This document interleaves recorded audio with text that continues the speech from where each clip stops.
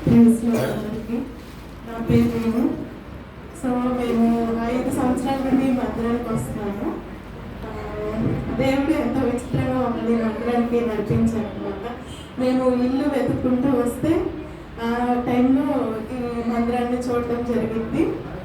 చూశాక సరే పెళ్ళి కాకముందే ఇల్లు సర్చింగ్కి వచ్చాము అనమాట.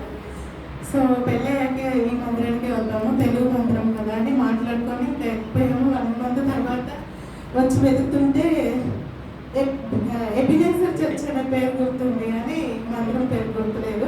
తెలుగు చర్చ్ అని సర్చ్ చేస్తుంటే చాలా మందిరాలు కనిపించాయి అనమాట. చాలా వెతికాము చాలాసేపు, నేను వింటారు. ఫైనలీ దేవుడు ఎంతో ఆశ్చర్యకర రీతిలో మమ్మల్ని ఇక్కడికి నడిపించాడు. సో నాకున్న 5 years నుండి ఇక్కడ ఉంటున్నాను కాబట్టి మాకు అంకుల్ గారితో ఆంటీ గారితో ఉన్న అటాచ్మెంట్ గురించి కొన్ని విషయాలు షేర్ చేసుకున్నాం అనుకుంటున్నాము. సో అంకుల్ గారు ఆంటీ గారు నిజంగా చాలా ప్రయాసపడి ఈ సేవలో కొనసాగుతున్నారు. మేము ఫస్ట్ నుండి చూస్తున్నాం కాబట్టి వాళ్ళనైతే కొన్నిసార్లు నిద్ర కూడా ఉండదు అంకుల్ గారికి. మార్నింగ్ వచ్చి డైరెక్ట్ మందిరానికి వచ్చి ప్రార్థన నడిపిస్తుంటారు. ఆంటీ గారు అయితే అసలు హెల్త్ బాగలేకపోయినా కూడా వంట చేయడం కాడి నుంచి చాలా నిజంగా వాళ్ళు ప్రయాసపడడం చూసి మాకు ఎంకరేజింగ్ అనిపిస్తుంది. అంటే వీళ్ళు ఇన్ని పనులు చేసుకుంటూ కూడా ఇంత మందిరాన్ని నడిపిస్తున్నారు, ఇంతమంది విశ్వాసం నడిపిస్తున్నారు. మనం అట్లీస్ట్ మందిరానికి సమయానికి రావాలి, ప్రార్థనలో దేవుడితో అటాచ్మెంట్ పెంచుకోవాలన్న అది మాకు నిజంగా అంకుల్ గారిని ఆంటీ గారిని చూస్తే మాకు కలిగింది. మేము మా హస్బెండ్ విక్టర్, ఆయన అయితే క్రిస్మస్ టైంలో అసలు పండగ ఏం చేసుకోరు ఆంటీ వాళ్ళు. మార్నింగ్ నిద్ర లేసినప్పటి నుండి అరేంజ్మెంట్స్లోనే ఉంటారు అనమాట. వంట చేయడాలు వచ్చిన వాళ్ళకి ఇదే పనుల్లో ఉంటారు. పండగ వాతావరణం అనేది ఉంటుంది అనమాట. విక్టర్ గారు అన్నారు, మీరు ఎందుకు పండగ చేసుకోవట్లేదు, ఎప్పుడు పనుల్లోనే బిజీగా ఉంటున్నారు, లిటరల్గా పండగ రోజు కూడా వేస్ట్ చేస్తున్నట్టుంది, బయట క్యాటరింగ్ ఇవ్వచ్చు కదా, మీరు హ్యాపీగా ఫెస్టివల్ సెలబ్రేట్ చేసుకోవచ్చు కదా అంటే అంకుల్ గారు అసలు లేదు, మాకు ఇదే పండుగ, దేవుడి సేవ పండుగ అని అలా చెప్పడం నిజంగా అసలు చాలా ఇదిగా అనిపించింది. ఇంకా చాలా విషయాలు ఉన్నాయి. నాకైతే చాలా స్టేజ్ ఫియర్ ఉండేది. ఇక్కడికి వచ్చే వరకు 10 మంది ముందు కూడా నిల్చొని మాట్లాడలేకపోయేదాన్ని. అంకుల్ గారు ఎంతగానో ఎంకరేజ్ చేశారు. ఇక్కడికి వచ్చాక పాటలు పాడడం కానీ, వాక్యం చదవడం కానీ, ప్రార్థన చేయడం అన్నీ మోస్ట్లీ ఇక్కడికి వచ్చి నేర్చుకున్నాను నేను. మమ్మల్ని ఆత్మీయంగా కూడా ఎంతగానో నడిపించారు. అలాగే వాళ్ళంత బిజీ స్కెడ్యూల్లో కూడా అంకుల్ గారు చాలా లేట్గా ఇంటికి వస్తారు. ఆయనకు ఉన్నటువంటి ఉద్యోగం అయినా కూడా మాకు చిన్న హెల్త్ ప్రాబ్లమ్స్ వచ్చినా ఖచ్చితంగా హౌస్ విజిటింగ్ చేస్తారు అనమాట. ఈ కాలంలో బంధువులు కూడా అలా ఉండరు. అసలు ఒక చిన్న మాట చెప్తున్నారు, ఖచ్చితంగా వచ్చి పరామర్శించి చాలా మోరల్ సపోర్ట్ ఇచ్చారు మాకైతే. మాకే కాదు, కొన్ని కుటుంబాలకి చాలా మోరల్గా నిలబడ్డారు. నిజంగా ఈరోజు అంకుల్ గారిని సన్మానించారు, ఫెలిసిటేషన్ మీరు చేయడం నిజంగా హ్యాపీగా అనిపిస్తుంది. సో వాళ్ళ ఆరోగ్యం కూడా పట్టించుకోకుండా సేవలో కొనసాగుతున్నారు. మనం కూడా అంతే భారం కలిగి దైవ సేవకుల కొరకు మనం ప్రార్థించాలి. వాళ్ళు మన కోసం ప్రార్థన చేయడమే మాత్రమే కాదు, మనం కూడా వారి కొరకు భారంగా ప్రార్థించాలి.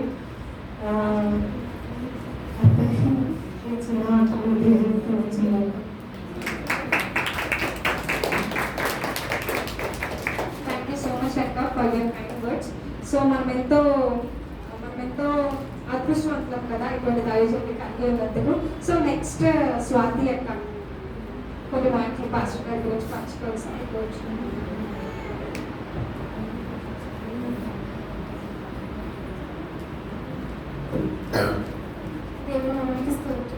వచ్చినప్పుడు పాస్టర్ గారికి ఈరోజు పాస్టర్ గారి పుట్టినరోజున అంటే సంఘస్థులందరికీ గొప్ప పండగలాగా ఉంది. సెమీ క్రిస్మస్ ఎట్లా చేసుకున్నామో పాస్టర్ గారి పుట్టినరోజు అంటే ఇవాళ చాలా సంతోషంగా మేము కూడా ఇంట్లో కూడా ప్రార్థన మార్నింగ్ లేచి పాస్టర్ గారి గురించి ప్రార్థన చేసాం. నేను నిజంగానండి మేము కూడా వచ్చిన కొత్తలో మా హస్బెండ్ ఇక్కడికి వచ్చారు. వచ్చిన తర్వాత తీసుకొచ్చారు. ఎప్పుడు వచ్చాము? గుడ్ ఫ్రైడే రోజు వచ్చాము మేము ఈ సంఘానికి. సంఘం వచ్చినప్పటి నుంచి ఇప్పటి వరకు పాస్టర్ గారిని నేను చూస్తున్న ఆయన మా పట్ల చూపిస్తున్న విధానాన్ని ఎంతగా అభివృద్ధి చెందామంటే పాస్టర్ గారు ఎప్పుడు అంటారు భయపడకూడదు నేను చాలా భయస్తున్నాను. పాస్టర్ గారి మాటల వల్ల నేను చాలా బలపడతాను. ఆయన మా ఇంటికి కూడా ఇప్పుడు ఉంటున్న ఇల్లు చాలా దూరం. వాళ్ళ పాపం బాగోపోయిన ఇన్ని ప్రయాణం ఆయనకి వర్క్లు ఉన్నాయి. ఎన్ని విషయాల్లో ఆరోగ్యపరంగా బాగోపోయినా అవన్నీ పట్టించుకోకుండా సంఘస్థుల కోసం దూరంగా ఉన్న ఇంటికి వచ్చి ప్రార్థన చేసి పరామర్శించి వెళ్తారు. ఒక రకంగా చెప్పాలంటే మేమైతే ఏమి అంతగా పాస్టర్ గారిని ఆయనకి ఇచ్చేయలేదంటే ఆయన మన కోసం చేస్తున్న కష్టానికి ఆయనకి తగిన ప్రతిఫలం అయితే మన నుంచి వచ్చిందని నేను అనుకుంటా. సమయానికి ఎప్పుడు రమ్మని అంటారు, సమయానికి కరెక్ట్గా రాకపోవడం ఇలా జరుగుతూ ఉంటాయి.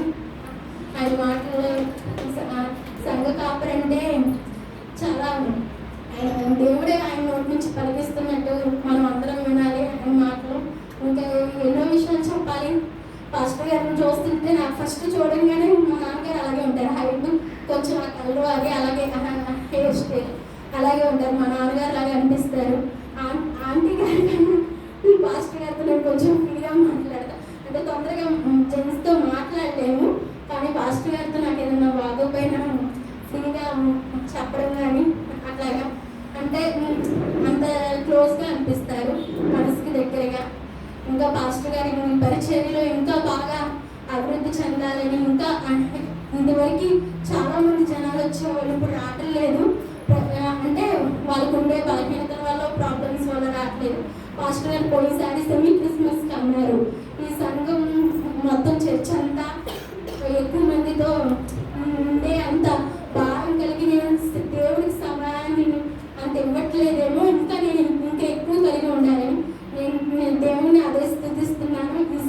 ఈ చర్చ్ అంతా ఈ ప్రాంగణం అంతా దేవుడి ప్రజలతో బిడ్డలతో నిండి ఉండాలని ఆయన నోటి నుంచి ప్రతి వచ్చే మాట అందరి మనసుల్లో హృదయాల్లో అలా బలపరిచి ఆయన అడుగుజాడల్లో దేవుడు ఆ విధంగా ఆయన నోటు మూలగా వాడుకోవాలని, ఆయనకి మంచి ఆరోగ్యం దేవుడి వలన కుటుంబాన్ని వాళ్ళ బిడ్డల్ని పాస్టర్ గారిని అందరినీ దీవించాలని, ఇంకా ఈ సంఘం బాగా అభివృద్ధి చెందాలని దేవుడి పేరిట ఎక్కువగా ప్రార్థిస్తున్నా. మనం అందరం భారం కలిగి ప్రార్థన చేయాలని అనుకుంటాం, కానీ మన కోసం ఆయన భారం కలిగి ప్రార్థన చేస్తారు. కానీ వాళ్ళ కోసం మనం ఇంకా ఎక్కువగా అధికంగా భారం కలిగి ప్రార్థన చేయాలి. అదే మనకు ఆశీర్వాదకాన్ని అందరూ ఆశీర్వదించాలని మన కోసం ప్రార్థన చేస్తున్న దేవుని మనం ఎప్పుడు మర్చిపోకూడదు.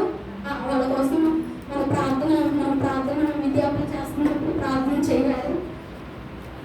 ఇంకా చాలా మందికి చెప్పాలండి. ఎక్కువగా బలపరిచే సంఘ సేవకులు దేవుడు మాకు ఇచ్చినందుకు చాలా అదృష్టవంతులు, సంతోషంగా ఉంది. దేవుడికి కృతజ్ఞత స్థితులు. స్తోత్రం.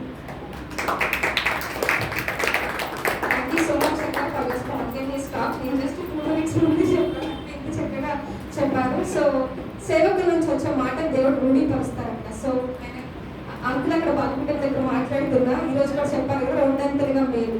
సో అది దేవుడే మనతో మాట్లాడారని చెప్పి మనము ఆ మాటని విశ్వాసంతో మనం ఆహ్వానించాలి మాట నచ్చింది.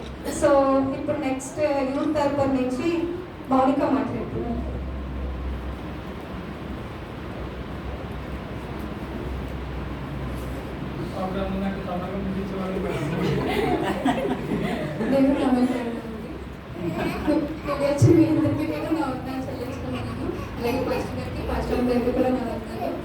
చర్చ్ అని నేనైతే అసలు ఫీల్ అవుతుంది. నా హోమ్ దగ్గర ఫీల్ అవుతాను. ఎప్పుడు మళ్ళీ సండే వస్తుందా అనే లెక్క అనుకుంటూ ఉన్నాను. యూజువల్గా మా ఇంటి దగ్గర ఉన్నప్పుడైతే నేను ఓన్లీ జస్ట్ వెళ్ళి నామకార్థాన్ని అంటే దేవుని మైక్రోపరచడం, దేవుడిలో ఉండడం ఉంటుంది.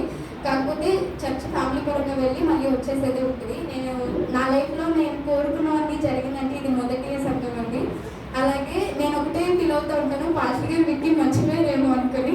ఎందుకంటే ఎప్పుడు చూసిన అందరికీ ఈక్వల్ ఆపర్చునిటీస్ ఇస్తారు. లైక్ మేము మమ్మల్ని కూడా సొంత బిడ్డలాగా చూసుకుంటారు. వాళ్ళు ఆపర్చునిటీస్ ఇచ్చేది కానీ ఎలా చూసుకునేది కానీ కూడా అన్నీ నేర్పిస్తూ ఉంటారు, వంటతో సహా.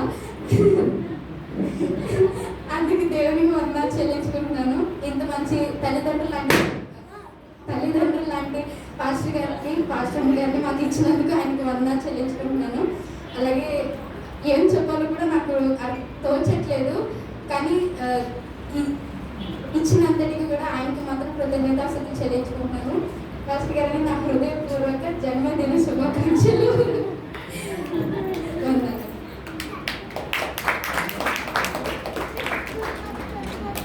Thank you Monika.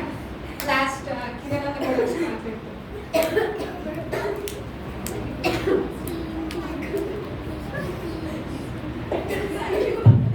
అదే నాకు అవకాశం ఇచ్చిన పాస్టర్ గారికి వచ్చిన మీ అందరికీ పాస్టర్ గారికి చూపిస్తున్నాను.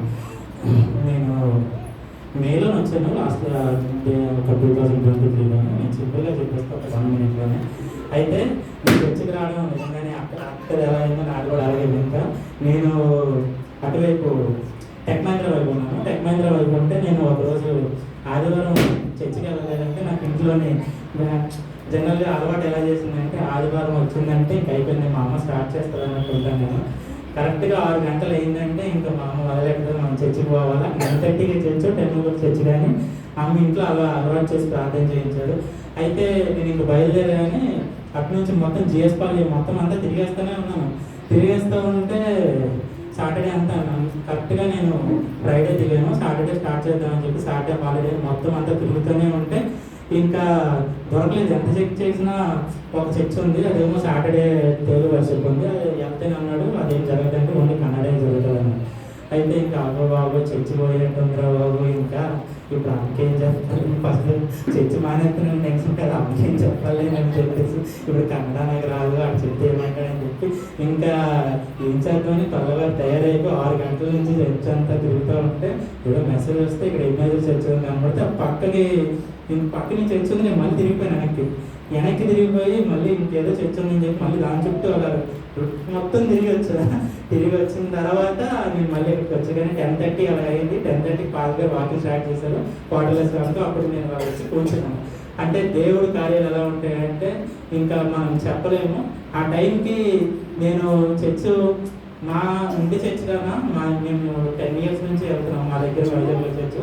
కానీ నేను ఫ్రీగా చెప్పచ్చు ఇక్కడే నేను ఎంత క్లోజ్ ఉన్నానంటే అలవాటు అయిపోయింది. ఆదివారం చర్చ్ ఎప్పుడు వస్తుంది అనేసి నేను చెప్తాను కదా, నేను ఉద్యోగం చేసిన మంచి విషయం కాకపోతే కానీ బెంగళూరు రావడంలో జరిగిన ఒకటే విషయం నాకు సంఘం జరిగింది అనేసి అంటే అందుని బట్టి దేవునికి వందనాలు, ఈ అవకాశం ఇచ్చిన వాళ్ళకి వందనాలు. అలాగే జనగణ శుభాకాంక్షలు. నాకు మా తండ్రి తర్వాత తండ్రి లాంటి వాళ్ళు. అంటే నాకు బాగోలేకపోయినా కూడా ఆయన నాకు ఫోన్ చేసి నాకు ఇంకా చాలా తెలిసిన వాళ్ళు ఉంటారు, తెలిసిన బంధువులు కూడా బాగున్నప్పుడు ఫోన్ చేసేవాళ్ళు. ఎవరైనా చేస్తారంటే మా తాతయ్య గారు వీళ్ళందరూ చేసేవాళ్ళు తక్కువ. కానీ పాస్టర్ గారు నాకు అప్పుడప్పుడు ఫోన్ చేసి అనుకుంటారు, బాబు బాగుందా నువ్వు ఎప్పుడప్పుడు నువ్వు రాకపోతే నాకు టైం పాస్ అవ్వట్లేదు. అలాగా దేవుడు మంచి ఆరోగ్యం దయచేది కాక ఈ చిన్న మాట దేవుడు ఇచ్చినట్టు.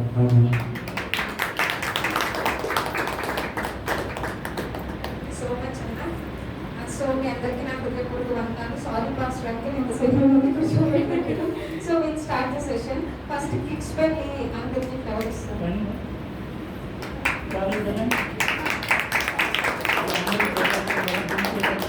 చెప్పకుండా వాళ్ళు మాట్లాడుతున్నారు.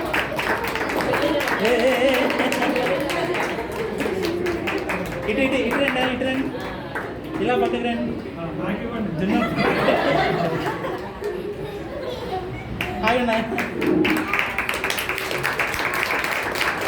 కూర్చోండి.